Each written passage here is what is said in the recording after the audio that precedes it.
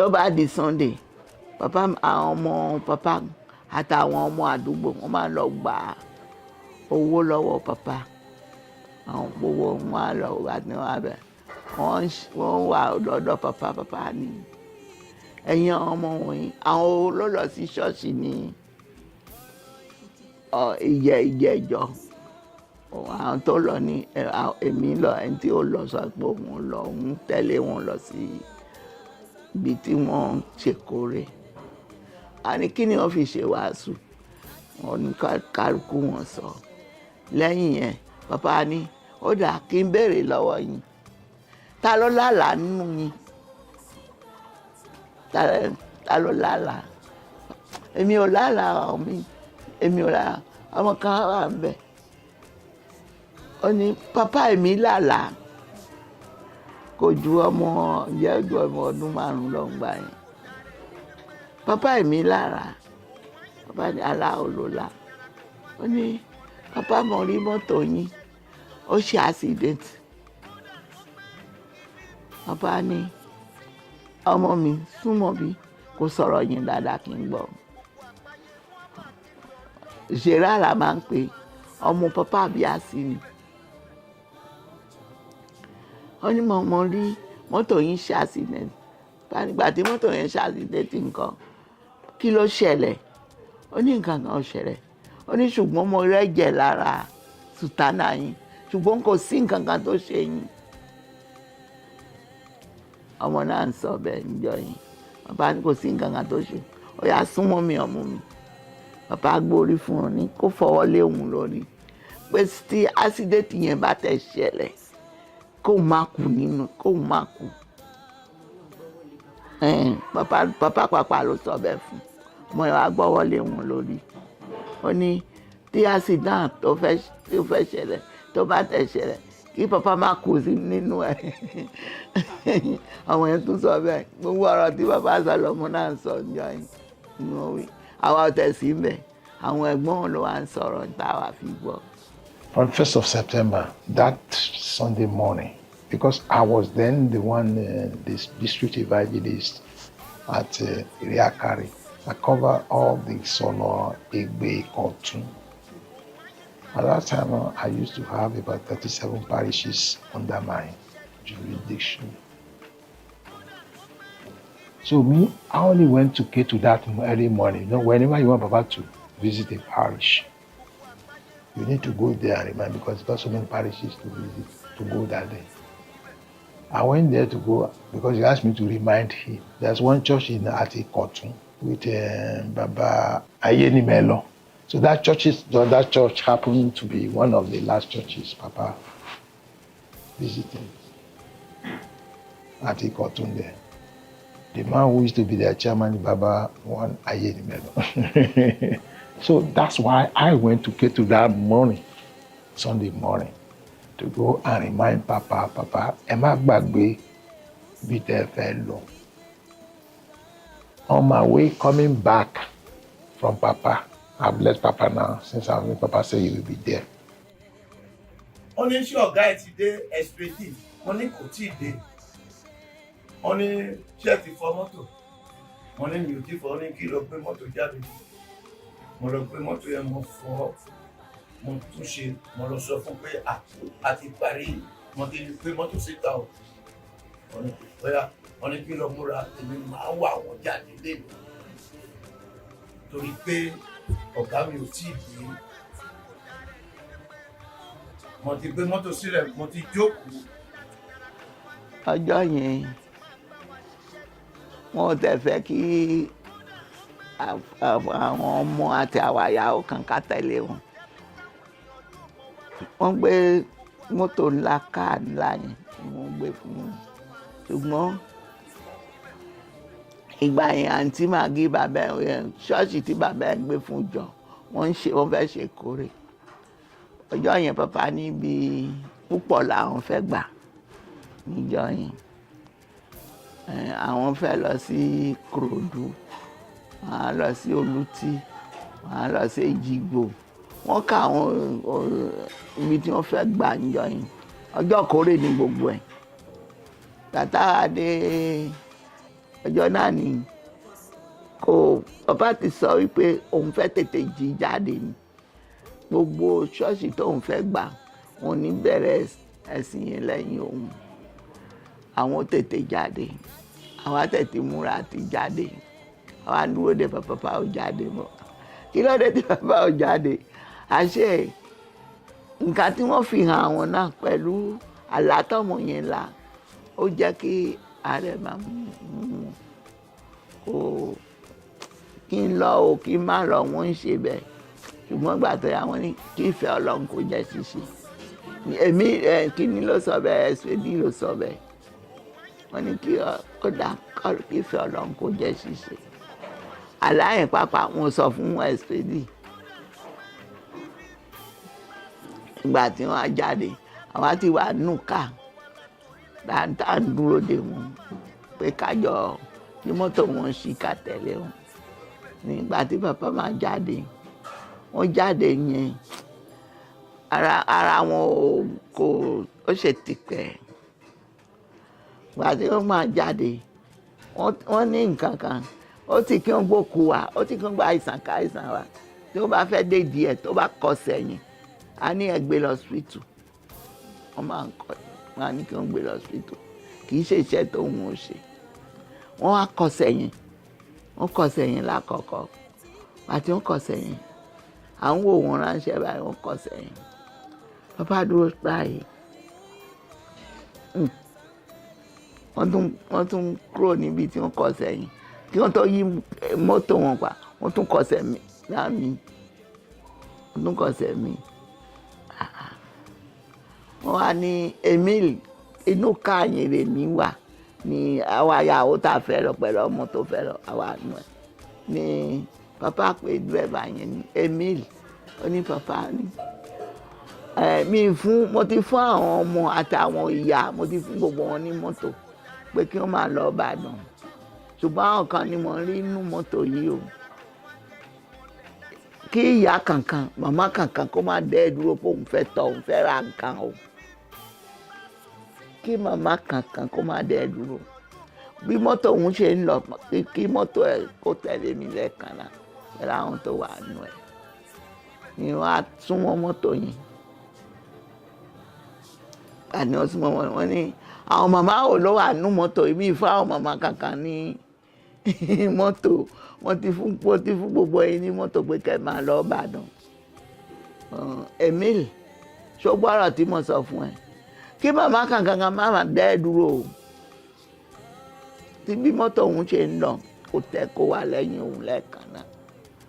I've left Papa now on my way. There used to be one at that toll gate at that Ibadan Express, something like that. He was coming out of Ketula. I met Sbj. He was driving. I was coming out. He was going there. I said, "Where are you going?" He was the one who saw me. He said, "Wait. I was driving. I used to drive a lot in those days. Why?" So he said, "Oh, where are you coming from?" He said, "He's coming from Mecca. He has worked all night." Meanwhile, when I was at K2, I saw the drivers were ready. Other drivers, because Papa has had many drivers. The one who was about to drive him before Sbj came was there. His name is Emille Leyon. Emille was ready, but when Sbj came back, Sbj took over the steering from him. You can see Sbj was tired, very exhausted. Was exhausted already. Nígbà tó ṣe díẹ̀ tí kò wọ́n wọlé sínú ọkọ̀, mo wá gbé mọ́tò yẹn a lọ síwájú díẹ̀ bí a ṣe ń lọ báyìí ni mo rí Sbj ní bàbá ní ṣé kìí ṣe ọ̀gá ẹ̀ ló ń bọ̀ yẹn wọ́n ní òun ló ń bọ̀ wọ́n ní reverse ẹ má mo reverse padà bá síbi tí mo ti kúrò. Bí mo ṣe débẹ̀ wà ní ẹ má bínú ọmọ jẹ́ kí ọ̀gá ẹ̀ kó wà mí ṣùgbọ́n ìwọ lọ gbé mọ́tò Mitsubishi yẹn kẹ́ ẹ gbé ìyàwó mi kékeré ìyá John kó wà lẹ́gbẹ̀ẹ́ ẹ má gbé ẹ̀rọ mi síbẹ̀ o ẹ má bínú ṣùgbọ́n bí mo ṣe gbé báàsì mo wá lọ gbé Sbj jáde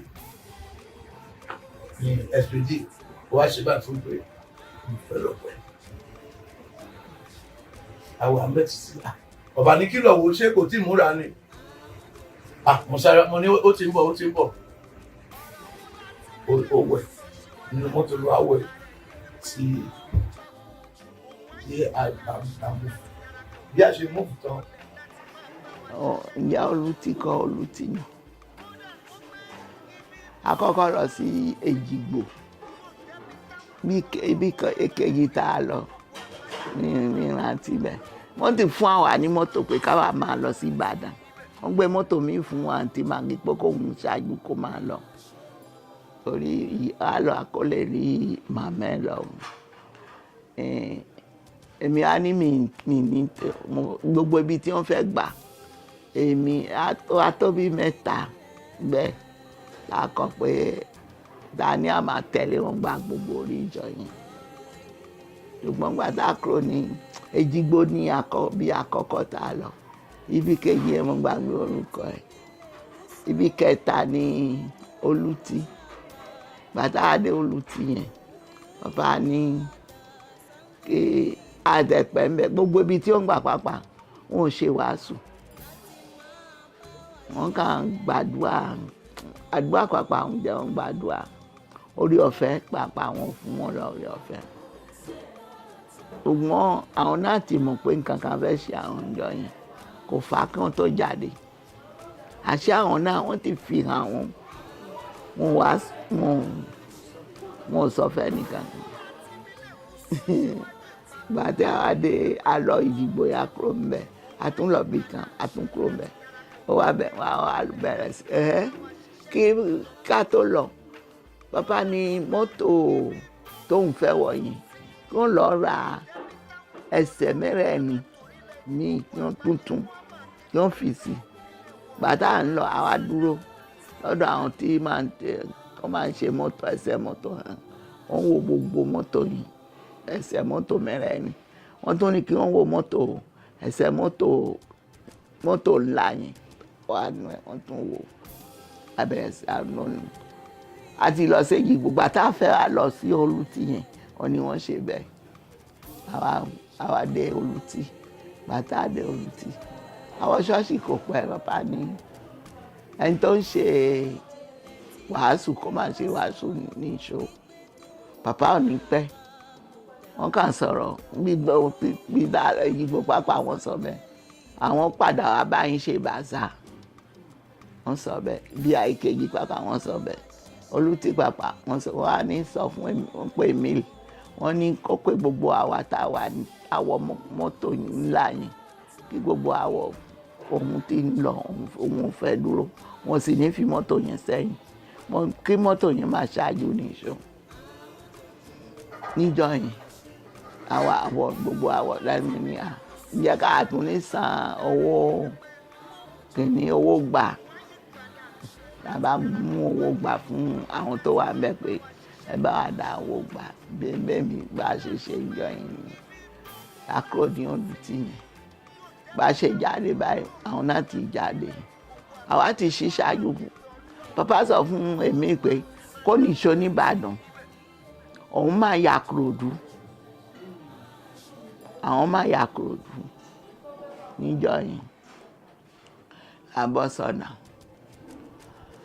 bá ṣe gun orí bíríìjì yẹn ká tó sọ̀kalẹ̀ mọ́tò wa bá ó ní problem ni Emille bá dúró bá ń wo mọ́ nǹkan tó ṣe mọ́tò yẹn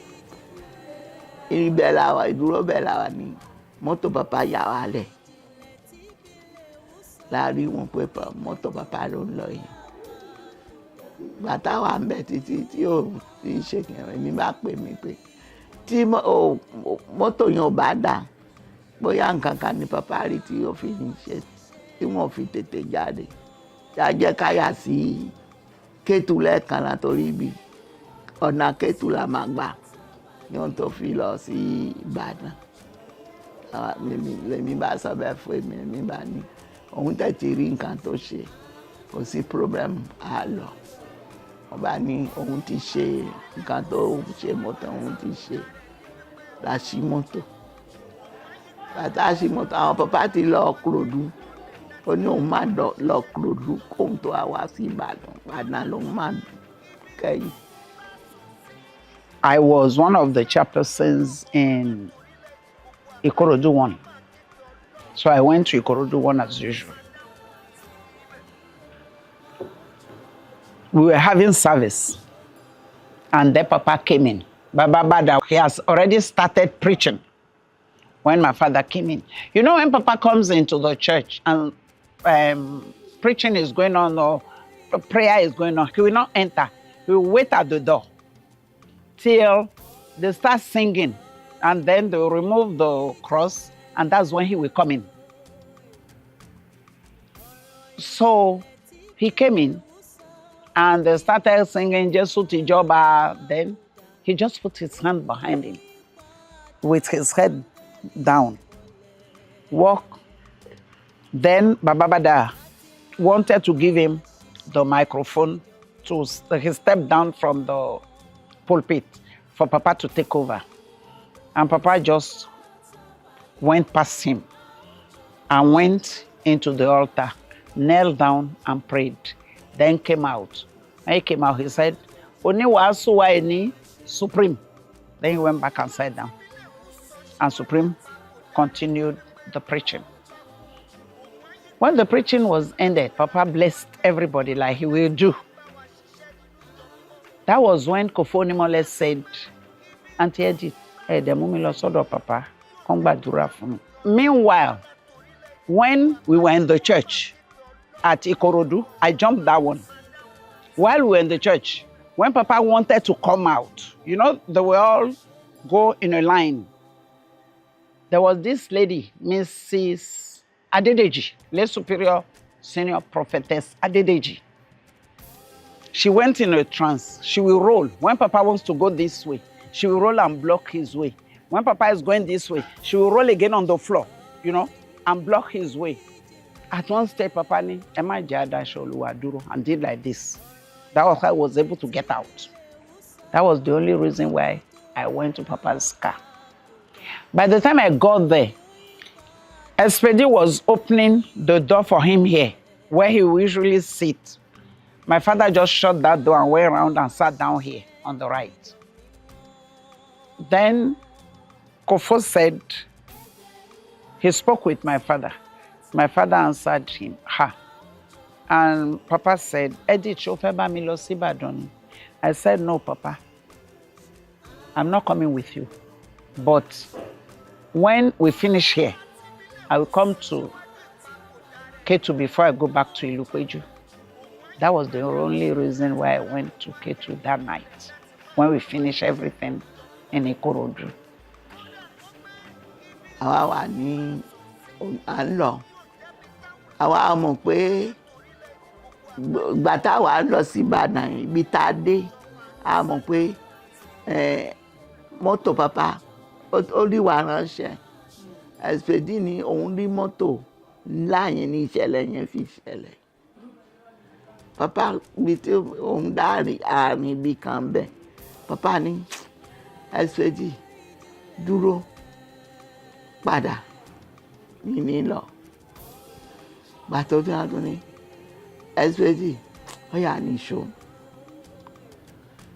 Wọ́n kàn ń ṣe lọ mi ní lọ wọ́n ń ṣe bẹ́ẹ̀. Gbàtọ́ àwọn ní wọ́n pè Thomas pẹ̀lú Magani. Papa tẹ́mi yẹn ò bá lọ ẹ jẹ́ ká padà. Papa ní ó ti o. Ọlọ́run iṣẹ́ Olúwa ni mò ń ṣe.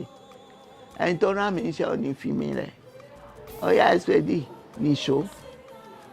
Sbj ló ń sọ bẹ́ẹ̀ fáwa àwa àsínú mọ́tò yẹn. Bí wọ́n sọ bẹ́ẹ̀ làwọn bá kò tẹ̀ tó ṣẹ́jú kankan. Gbogbo wọn ń sùn. Papa pàpà gbé orí sí báyìí òun náà ń sùn lọ. Bí kíní yẹn ṣe sí bí wọ́n fi àṣẹ àsìndẹ́tì yẹn kò tẹ̀ yé òun.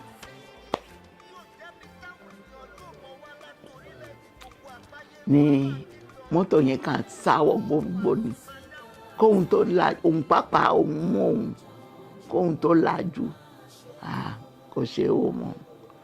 Tẹ́ bá rí kòtò ńlá tí mọ́tò yẹn sọdá tí mọ́tò yẹn bá wọnú kòtò yẹn wọn ní rí wọn èèyàn á kàn máa wá wọn ni. Ibẹ̀ ni gbà tí mọ́tò yẹn ṣe kíní bẹ́ẹ̀ ni Thomas pẹ̀lú Thomas lórí mọ́tò yẹn bí wọ́n ṣe Mercedes yẹn apá kọjú báyìí kíní búùtù yẹn òun ó kọjú sọ́hún kò kọjú síbi báyìí. Ibẹ̀ ni kíní wọn ṣí àwọn ló kó sínú kòtò yẹn. Wọ́n láwọn tó lọ yọ wọn kúrò nínú kòtò yẹn ṣe ni wọ́n bọ́ sùtánà bọ́ ṣòkòtò ńlá gúngùn pátápátá tí wọ́n á wà ní short kékeré ni wọ́n fi wọnú kòtò yẹn. Tamburo ti kúnnú ó ti yí wọn pọ̀.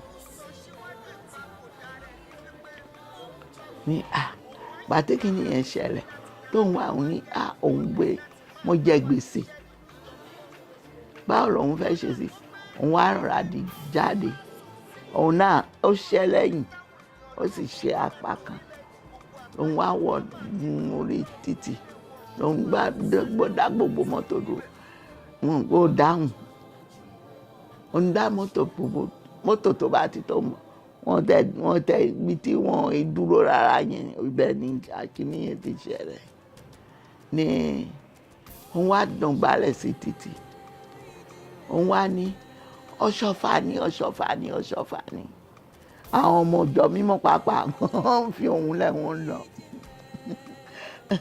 Ó ní alájà kan ló wá sọ fún dírẹ́fà pé dúró nǹkan kan ló ṣẹlẹ̀ kó tó dùbúlẹ̀ sí ojú títì báyìí nǹkan kan ló ṣẹlẹ̀. Ó wá gbọ́ pé bàbá Oshoffa ni òun ló ṣe àṣídẹ́ǹtì alájà yẹn wá ní dírẹ́fà òun kó tẹ̀lé Sbj ń wọnú igbó yẹn wá lọ ni bàbá sì wà nú mọ́tò lọ́hùn bàbá abíásí òun tẹ̀ farapa gangan ni gangan sì ṣe bàbá ọwọ́ kan ó kán ọ̀kan kò kán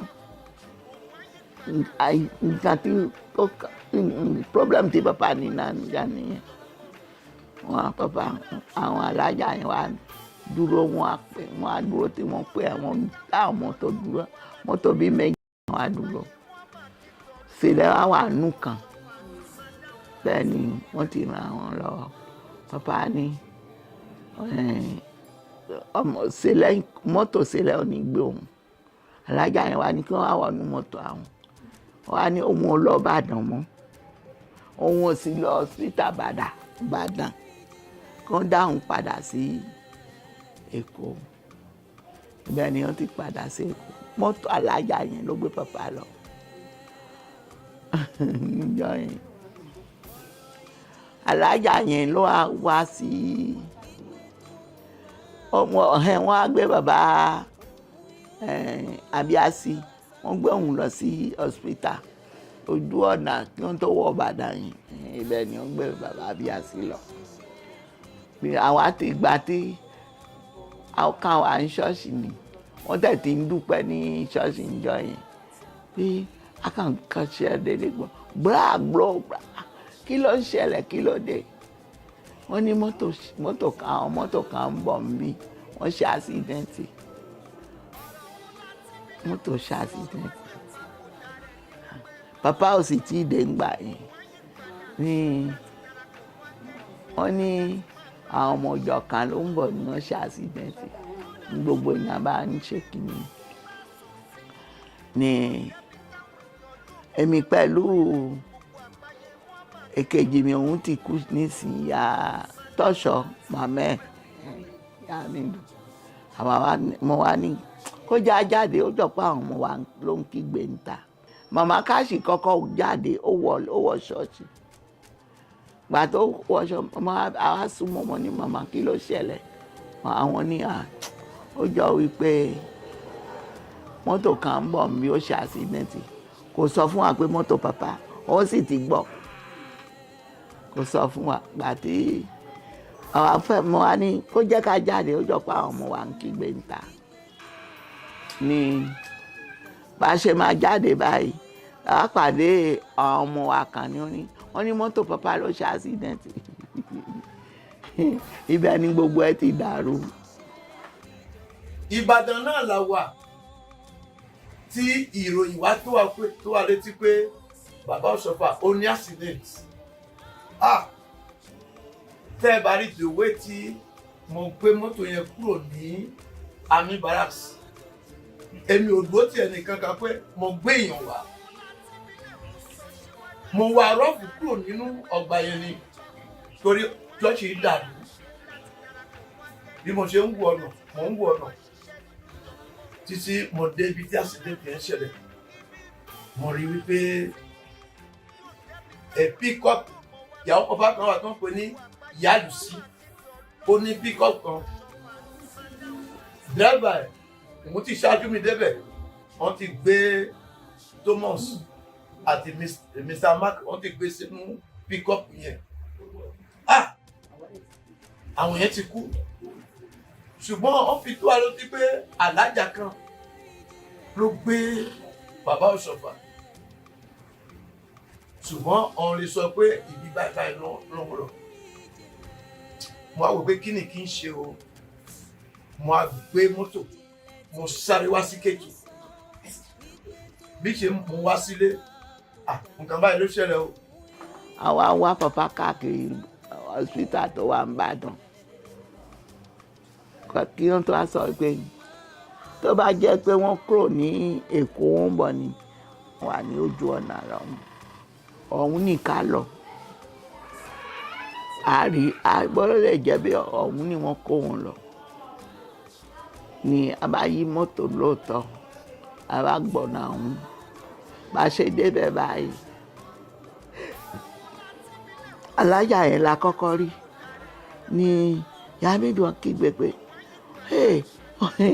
a ti gbé o ó ní kò sí nǹkan kan. Àwa rí bàbá Abíásí wà lórí dùbúlẹ̀ lórí kìnní wọ́n fẹ́ gbé wọn wọlé kí wọ́n lọ tọ́jú wọn. Ó nígbà tí bàbá Abíásí wà báyìí pàpà ńkọ́ pàpà ti kú nìyẹn pàpà ńkọ́ pàpà ti kú nìyẹn. Lẹ́yìn là ń sọ yàrá yà ní àsùnmọ̀ wa ó ní kò sí nǹkan kan tó ṣe pàpà. Mọ́tò òun ti lọ gbé pàpà lọ sẹ́kọ̀ọ́ pàpà apànù ni òun ò wọ Ìbàdàn hospital Ìbàdàn tí wọ́n gbé òun lọ sẹ́kọ̀ọ́ ni wọ́n fi gbé wọn lọ sẹ́kọ̀ọ́ láfi ní gbogbo ẹ̀ fi dàrú ńjọ yẹn káwa tó a lọ sí ìgbà àwa ń bọ̀ akúrò lọ ní ọ̀nà ní hospital yẹn a ní ká máa bọ̀ ní láà sọ fún Emille pé Emille ní wọn ò ní jẹ́ lọ́bọ̀ mi ibi ọ̀dọ̀ Lábí ni àwọn ní àálọ̀ wo pàpà ń bẹ̀ lánàá ó dà bàbá ní ká já àwọn ọmọ sílé o ká rọra gbé mọ́tò kí àwa méjèèjì pẹ̀lú àwa méjèèjì náà ni àwa méjèèjì wà wọnú mọ́tò wà yí mọ́tò sẹ́yìn àwọnú ẹ̀. When I got to my father's gate, yes, when I got there was nobody.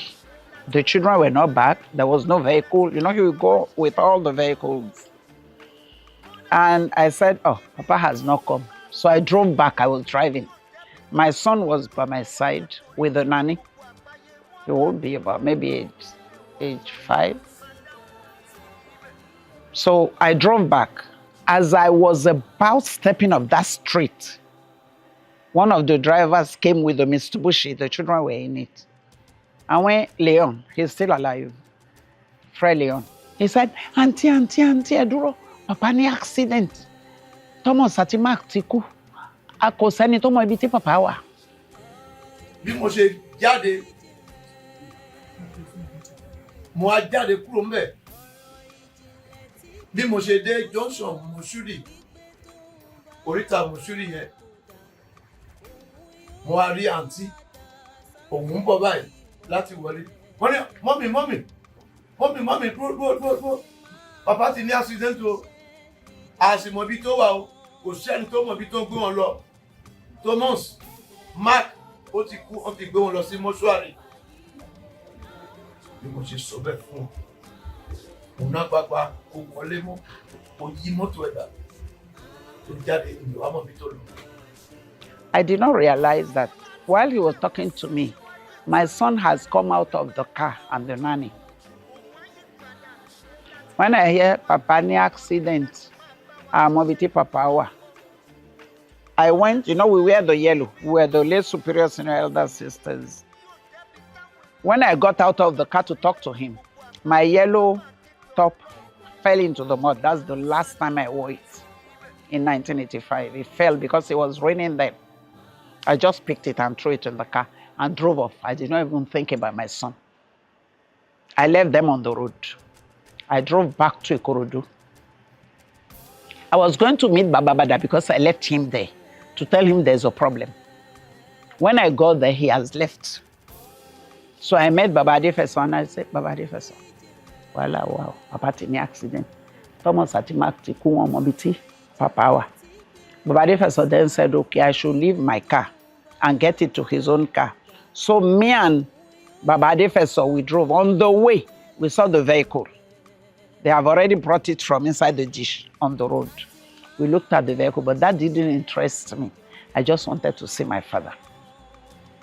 Then we went to Ibadan, went to Ambarat Road, all the big parishes. We were looking for Papa.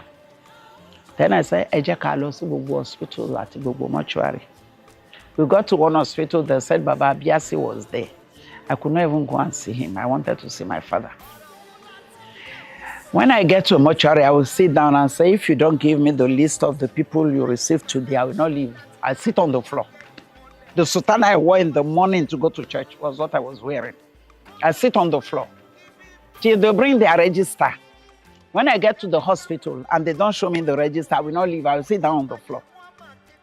By the time I came out of Ibadan, my sutana was brown. But I did not even realize it was brown till the following day. Ní ká lọ wò ká tó dé ilé ti kún gbogbo ìjọ tẹ́ ti gbọ́ ilé ti kún fáwọn ọmọ sílẹ̀ làwa wá lọ sí hospital Àbíyìn bàbá yá ní kò pò pápá tẹ̀lé wa ń gbà yín òun ló mọ òun ní Papa gbé gbogbo iṣẹ́ fún ó máa fún orí ọ̀fẹ́ pàápàá níjọ́ yẹn àwọn pàápàá wọ́n tètè mọ̀ pé nǹkan ṣẹlẹ̀ wọ́n ti yí sọ́nà Èkó ní dírẹ́fà wọn wá ní Sbj lòun rí ní mọ́tò tó ń lọ yẹn ní bàbá Ajáre kòkó ní kóhùn náà kó tẹ̀lé mọ́tò yẹn mọ́tò tó rí Sbj náà wọ́n á lọ rí Papa náà nù ẹ̀ ní bàbá wọn àwọn á tẹ̀lé Papa lọ sí hospital yẹn a lọ rí wọn lọ́hùn wọ́n kọ pé ẹnìkankan ò ní rí wọn Papa dẹ̀ kọ pé òun ò ní sùn hospital yẹn ilé òun lòun máa sùn níjọ́ yẹn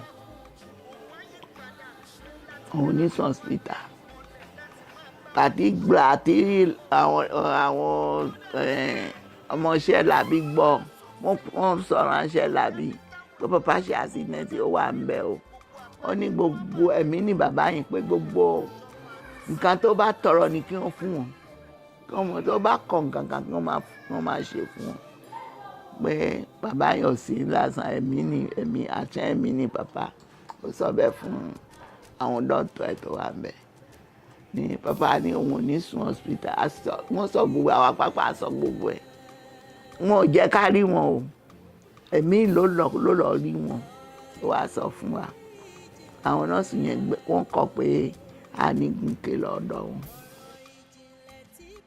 Then my prayer was, God, just let me see my father for once, please. Let me just talk to him for once. Let him be alive once. Then you can take him. Please, God, that was my prayer till I got back. Because when we went everywhere, me and Papa Ademola, we came back to Ketu after 10 at night. When we got to Ketu, I said, Papa Uncle, he said he's upstairs. She won't sorrow. One non sorrow. If you see the speed that I took to go upstairs. I said, God, you have answered my prayer. God, thank you. Thank you. At least I can talk to this man. So I sat there. Then people started streaming in. Mama Adefeso was sitting down there. Ijalo Jeori Papa, that black ant, his cap fell into the bush. So he didn't know the ants were in the cap. So he put it back on his head. So it was like a crown. Ijalo chopped his head round like this. So Mama Adefeso was trying to put something to ease the pain. I waited there, 11 o'clock, 12 o'clock. I saw people coming in. At one stage, I said, okay, let me go and buy an exercise book so that whoever comes and prescribes something, let them write it down so that whoever comes again, because Papa has so many spiritual children, whoever comes again, he will see what the other one has done. That was how we started it. 1 o'clock, Papa was sitting down. Somebody that has an accident at 2 o'clock. So I just spoke to him in French and said, Papa, when láti gbé lọ sí hospital, I need láti lọ sinmi. My father looked at me and smiled and said, tó bá jẹ́wọ́ ni màá tẹ̀lé ẹ lọ. So I came down, I went to Baba Bada and said, Papa ti gbà pé mo lè gbé wọn lọ sí hospital. Baba Bada ní láéláé, Papa ò ní gbà. Pé ṣebí wọ́n ti gbé wọn lọ sí hospital tí Papa láwọn ò fẹ́ dúró sí hospital. I went to Baba Janle Koko, same Baba Janle Koko. It's me that took that man to Labi Hospital and he did not want to stay. And Papa has told me, my husband wasn't in town. I was alone with the children at home. I didn't know what to do. Then I walked back. How do I go and tell Papa, which hospital shall I go to? You know, that was what I was thinking about. Then as I was going up the stairs, I met Mr. and Mrs. Adinegon. Honorary Evangelist Adenego and his wife, lay superior senior elder sister Adenego. I met them on the staircase. So when I met Mr. and Mrs. Adenego, I said, Papa ti gbà pé kí n gbé wọn lọ. They have just seen my father, they were going back. Papa ti gbà pé kí n gbé wọn lọ sí hospital, but ọkọ mi ò sí nílé mi, mo bí tí mo lè gbé wọn lọ. Mr. Adenego said, don't worry. My wife's cousin has a hospital in Lupeju. The owner of that hospital I've met before in First Bank because I bank with First Bank. We always meet and we greet. But he does not know anything about me. I don't know anything about him. And I just became like a robot, you know. I said, Teba Mawa, and make sure we pay. Motonye, Kosoru Kolare, to see anything. I become giving instructions, like, you know, it wasn't me again.